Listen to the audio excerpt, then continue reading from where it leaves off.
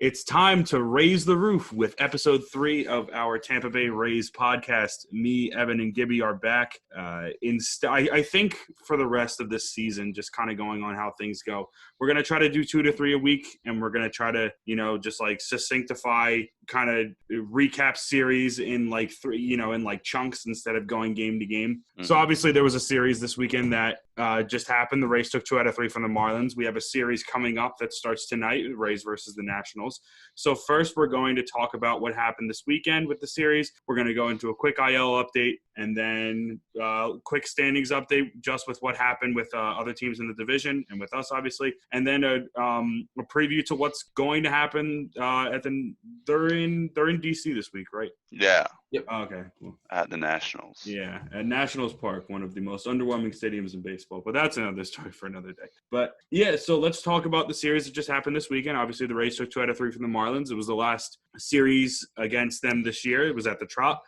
Finished 5-1 against them this year. How did you guys feel about the games that happened this weekend? I know there was a bit of a hiccup in Game 2, but how did you guys feel about everything? I'll go first. I liked that we got some juice flowing in our lower lineup, not really in our upper lineup, but like Arozarena was doing real good over the weekend. I think he had 3 home runs that series, 2 in the game yesterday. Mm-hmm. I know he had at least 2. I don't know about 3 though. Yeah, he might have done that in the last game against the Yankees, I think. Yeah. But he's been hitting pretty good, so I'm happy about that roster spot right there.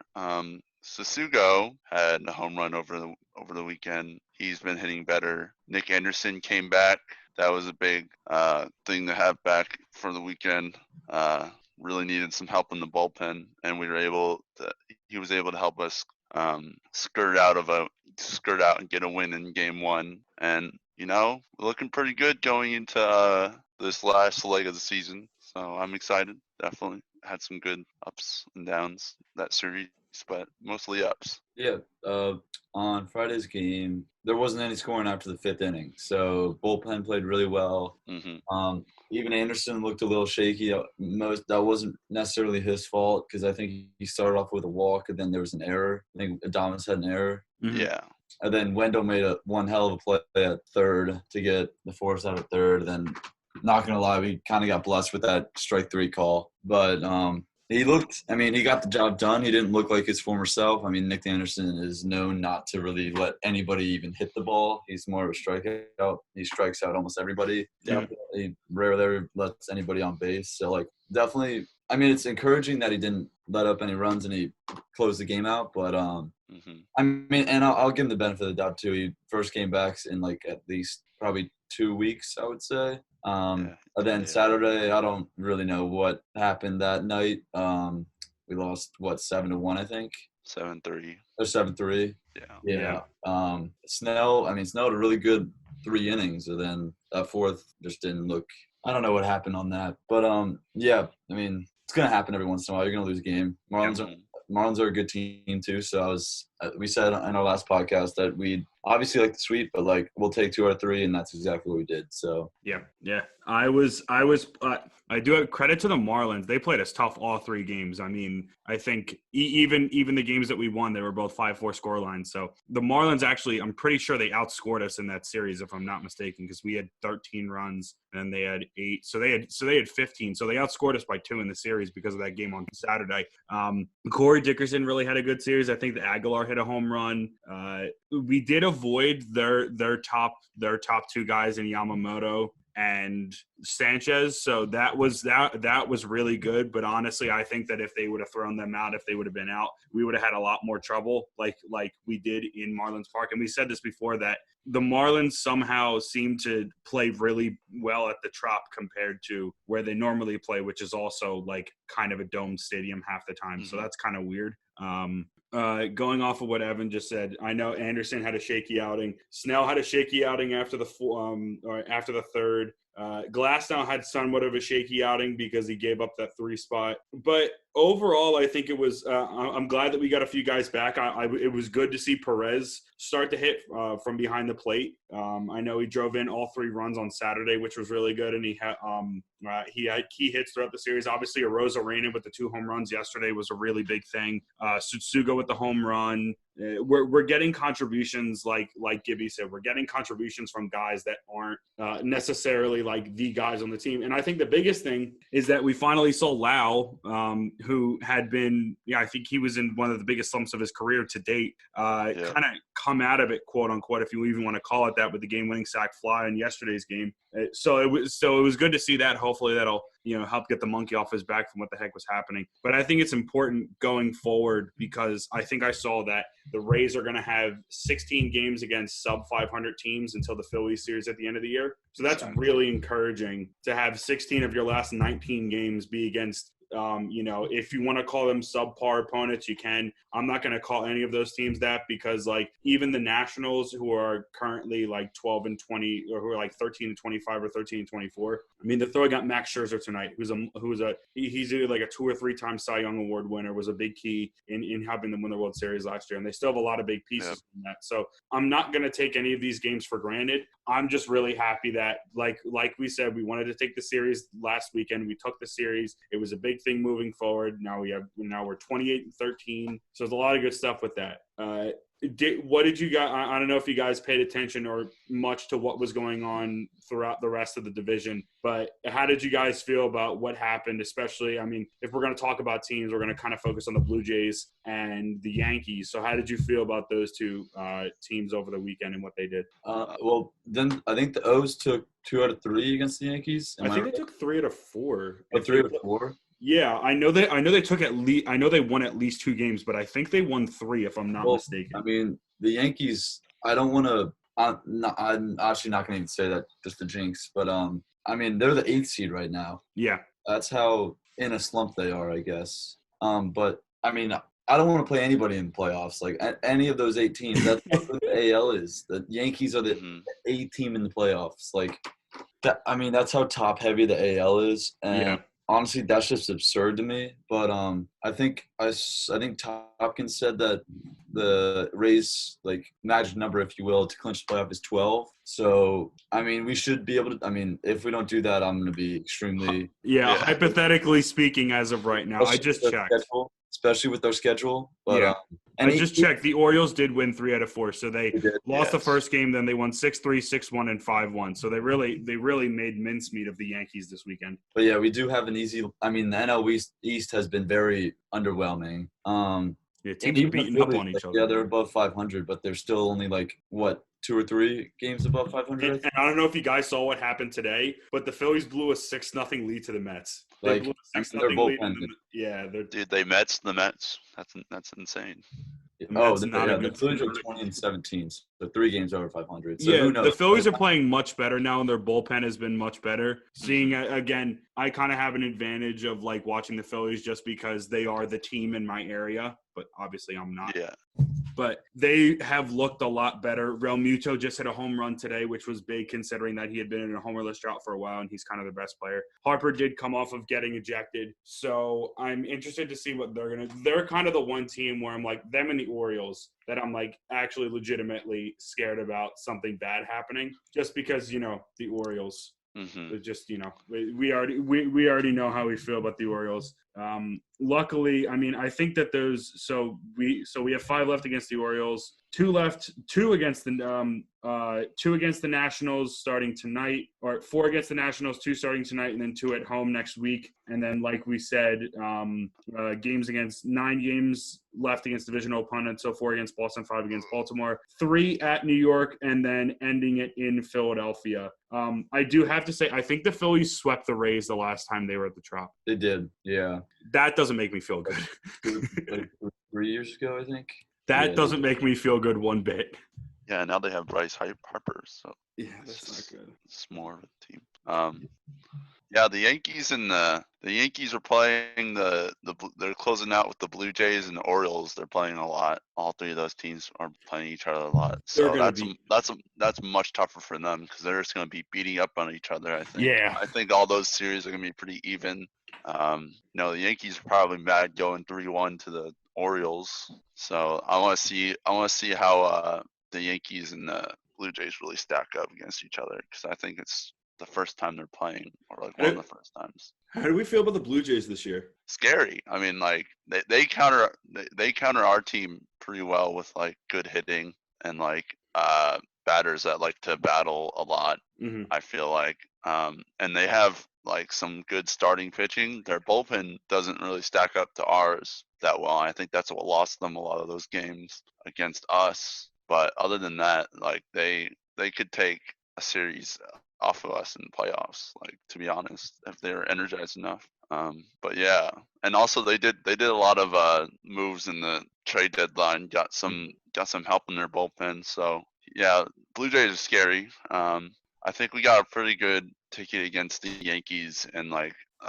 remains to be seen with the Orioles. But I don't think the Orioles, as of right now, are gonna make it to the playoffs. I think it's like between the Blue Jays and the Yankees, really.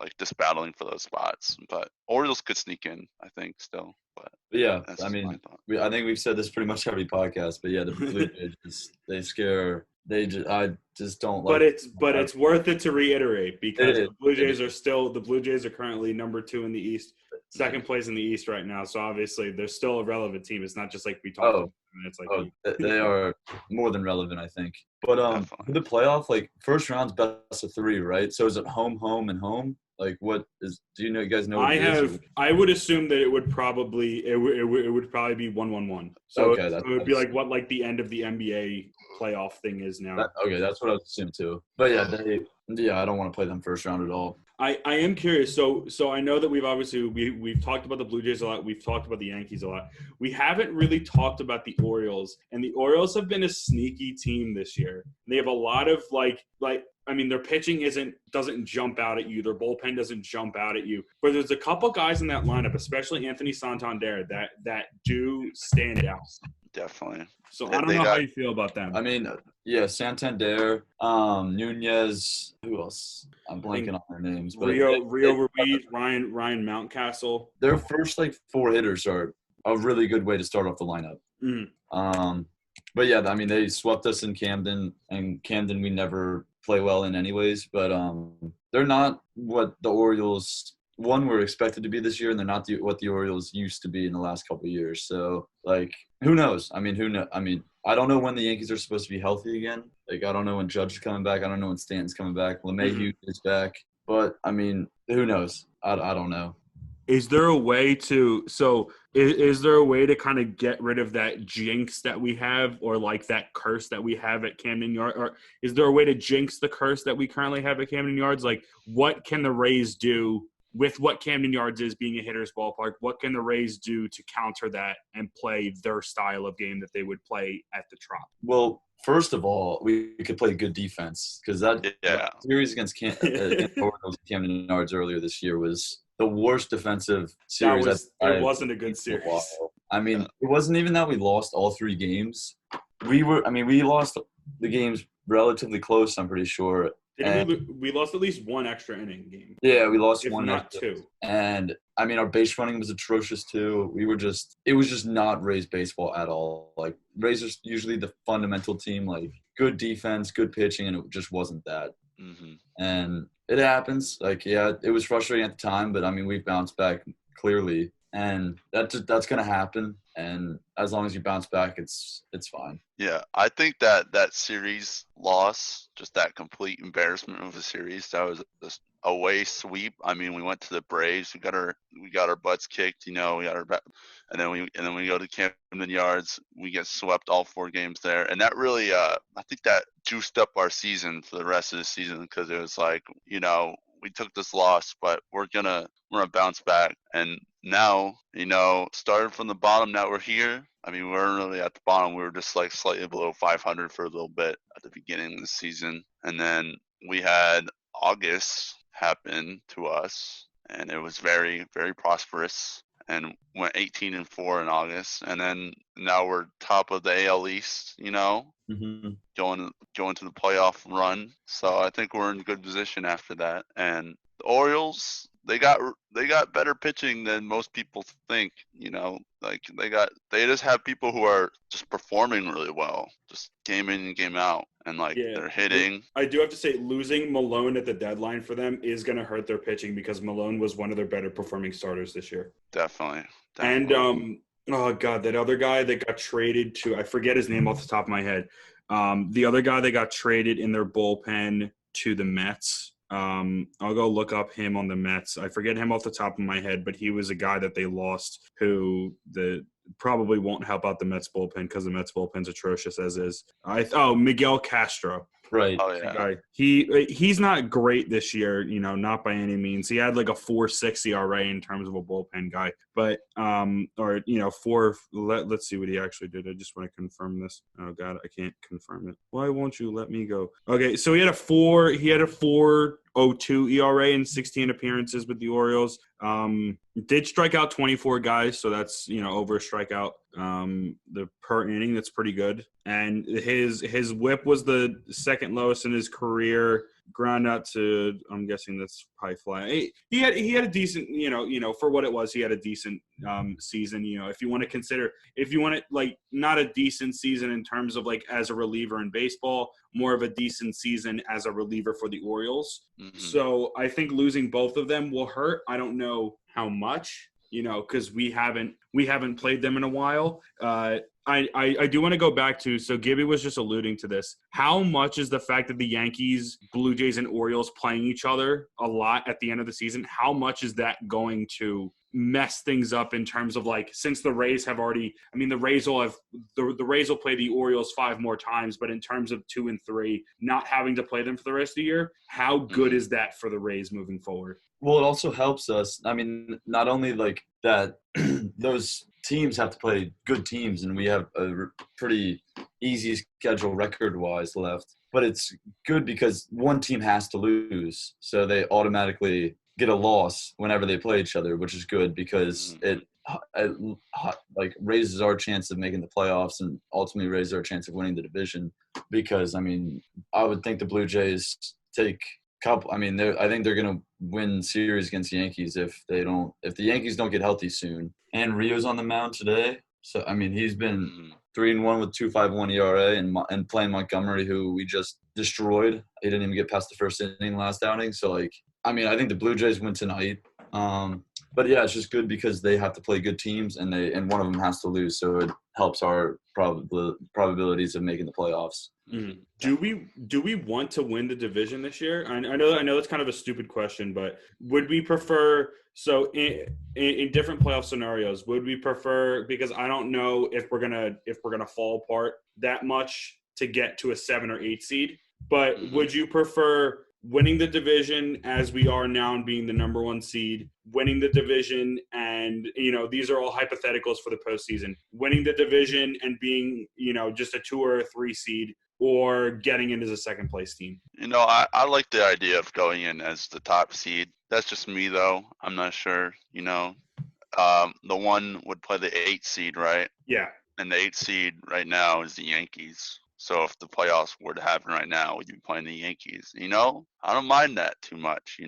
Blue Jays are more scary. I'd be like, maybe take the 2nd seed instead. But yeah, I think going into there having the 1st seed and having the confidence of having the 1st seed would be good for our team and increase our chances. One of the reasons, not only that they're like the Blue Jays are so scary, like they are, but I think we went 8-6 in the regular season against them. 6-4. Oh, 6-4. Okay. Yeah. But the thing about that, yeah, we won the regular season, but at least two or three of those games, maybe they blew a save. So they were up for most of the they could have easily won the series 6-4. So I think it was like 3rd game of the year. We were down 2 in the 9th. We came back, won in extras. And then in Buffalo, we had a runner on first with 2 outs, down 1, and then we scored on an error. So they kind of handed us that, especially that 2nd game they handed us. But that's what makes them so scary, is that they could easily have beaten us at least 2 more times. Yeah. But unfortunately didn't, and they probably would work that out, and maybe that comes back to haunt us in the playoffs. But you never. I love the idea of being the number 1 seed because that basically means that you're, if some team in the NL comes out of nowhere, like you are the second best team in baseball behind the Dodgers because there's no way, as of right now, the Dodgers are so good that there's no way that they're not going to finish as the 1 seed in the NL. Like the Dodgers are on some other level right now with the addition of Mookie that they're just like there's other teams, there's like the Rays are like here and then the Dodgers are like here. That's kind of how I see it. And the thing is, we're only a game and a half back from the Dodgers too. So that is true. That is true. I mean, I think they're about 4 games better. Oh God, we might have lost Evan for a second, so we're gonna wait to see what happens if he comes back. So I think quickly what Evan was talking about was that we are almost as good, if not as good. Evan, you kind of cut out for a second. Oh yeah, no problem. So if you want to finish your thought. Yeah, I mean, like you said, the Dodgers talent-wise, I think are significantly better than any other team in the league. Mm-hmm. Like they're probably 4 games better than the Rays, I think, talent-wise. But I mean, we're still only a game and a half back in the standings from them. So yeah, I mean, you never know what happens in the end of the season, but like we're still right up there with them. Definitely. But, yeah. That is true. Yeah. So quickly, I guess just some quick things to talk about. I guess a quick IL update. I know that the most recent guy to possibly be coming off of the IL is starter Ryan Yarbrough, which is huge for the Rays to get back another starter right now. So I think right now, so you have Snell, Glasnow, Morton, and then if you get Yarbrough back, that's 4. And then obviously not having Trinos this year really sucks, but I think it's fine. Obviously getting Anderson back this weekend, so they've gotten some guys back in the last couple of weeks. I mean, this will be, at least in my knowledge, the 3rd guy that they'll have had come back off the IL, which is really good. And then obviously we're hoping that Drake comes back soon. Or no, did Drake just get put on the 45, or was that Alvarado just got put on the 45? Alvarado did. Alvarado got put on the 45. Okay. So here we go. Sorry. Oh, and Diaz should come back sometime this week or early next week too. So. Yeah. So we're getting back guys, which is good. We're getting back arms, which is good. Hopefully Morton. I don't know if Morton's pitching tonight. I know we'll get into the preview. Yeah, he is. Okay, so Morton's pitching tonight, so we'll get into the preview in just a second. But getting healthy arms back, especially for us, is extremely important. And Yarbrough coming back soon too. Yeah. I just mentioned Yarbrough. Oh, my fault. No, it's fine. It's great that I'm just glad that we're reiterating that again because like Yarbrough is the most consistent starter in terms of like what you're going to get out of him, which is like 6 to 7 innings, and you can kind of pen him down for that. Obviously, it's going to take him a little bit to kind of work back up to that, but having, I guess this year a rotation of 4 isn't too bad, especially the 4 that the Rays would be putting out. I really like that 4, and that 4 is a really formidable 4.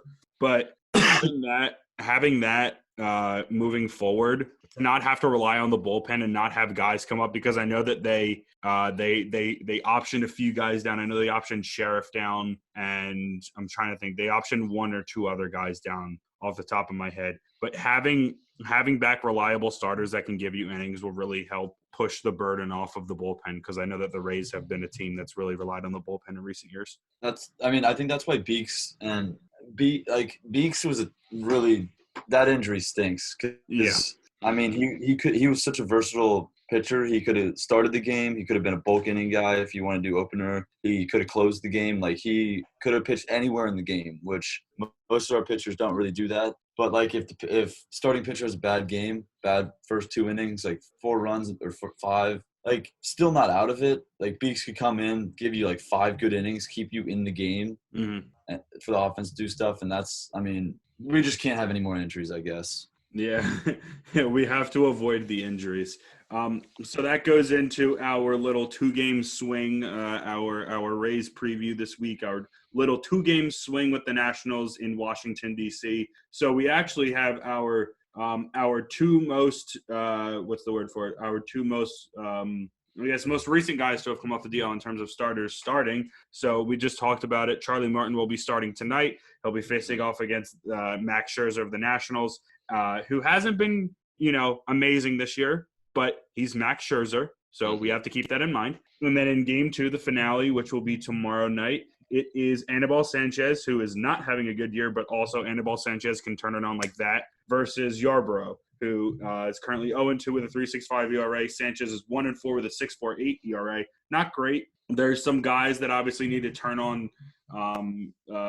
on right now. The lineup's out for the Rays, so it's top to bottom: Meadows, Lau, Wendell, Choi, Adames, Tsutsugo, Kiermaier, Lowe, and Kavan Smith will be behind the dish. How do we feel about that lineup? It's a lot of lefties. Yeah, definitely.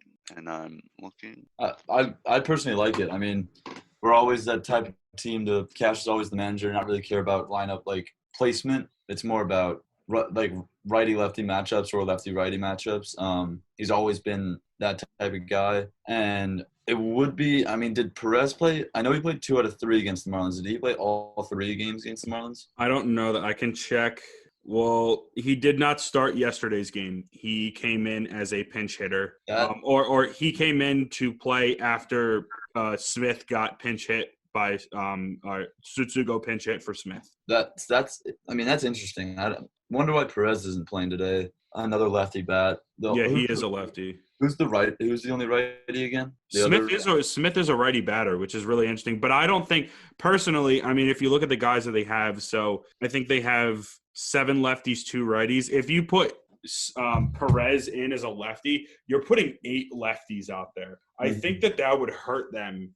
Yeah. After Scherzer comes in, you put in a lefty reliever. Yeah, no, that makes sense. And I mean, the good thing about us is that we've done really, really well against right-handed pitching this year. I don't know the exact numbers, but I mean, because all of our top 4 hitters are probably lefty. So we just do really well against right-handed pitchers. However, this is Scherzer, so that doesn't really mean a whole lot. Yeah, Scherzer's just another animal of a pitcher is the way that I would best describe him. I'm checking right now. I want to do batting splits. Okay, so I'm going to look up player batting splits this year. Okay, so against right-handed pitchers, it's not really a great split right to left. They're slightly better against right. So it's a 243, 331, 431 split. They actually have a better OPS against lefties, so that's 238, 336, 447. So it's a 783 OPS versus a 762 OPS. They do have the majority of their home runs this year against righties than lefties, so 37-19. And they have a lot more hits, obviously, because there's more right-handed pitchers than there are left-handed pitchers. But honestly, I mean that average this year, not great right now. Let's see, right-handed hitters against lefties.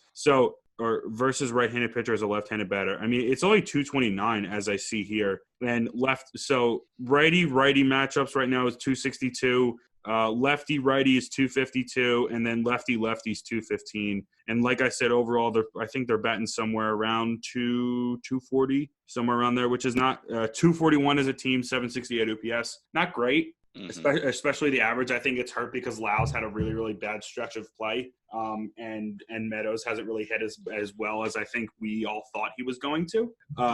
If there is one guy on the Nationals, I mean, I think we all know the guy that we would pick, but if there's one guy on the Nationals that we would want to try to, limit the damage of this series, and it is a quick series, but what would be the guy that would be the, the person to focus on from the Nationals perspective? Oh, what do you mean by that? As in like a hitter. Oh, to single out on the Rays? No, on the Nationals. Oh, Juan Soto. Okay. Yeah, I was gonna say either him or Turner, because apparently Turner's been off this year. He's batting 365 with an OPS above 1,000. 159 plate appearances, 9 home runs, 23 RBIs, 5 steals, 1,052 OPS, 51 hits this year, which is I think among the best in base. I didn't realize that he was that good. Yeah, I honestly didn't realize that Turner was having that. He's leading the league in average. Didn't know that. Oh. And he's leading the league in hits. Oh, look at that. Trey Turner is currently leading the major leagues in both average and hits and is 5th in OPS. The National League or the whole league? No, the whole league. Dang. He's better than Mayhew average-wise? Yeah, he's batting 365. Yeah, LeMahieu is only batting Mr. 365. What is he bet? I don't think he has enough plate appearances for him to qualify.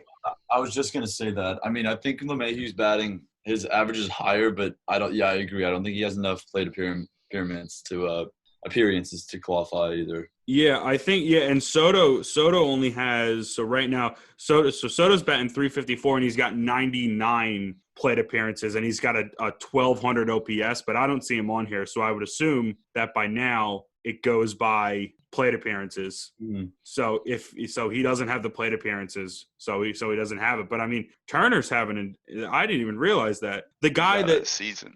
Turner's the guy that the Nats got in the in the Myers deal. Oh. So, like, if the Rays would have traded away Will Myers to the Padres, then, like, there would be a Trey Turner on the Padres, not a Trey Turner on the Nationals. Which would he be? So that means there'd be no Tatis on. There would be a Tatis on. That would be crazy because then Turner would be on the Padres. Tatis would be on the White Sox, but he might be traded because they also had Anderson. That's just crazy. That's like a whole bunch of stuff. What a crazy alternate. That's a weird alternate reality. I don't like that. I'm gonna stop with the alternate reality because that's just like that hurts my brain. Spin zone.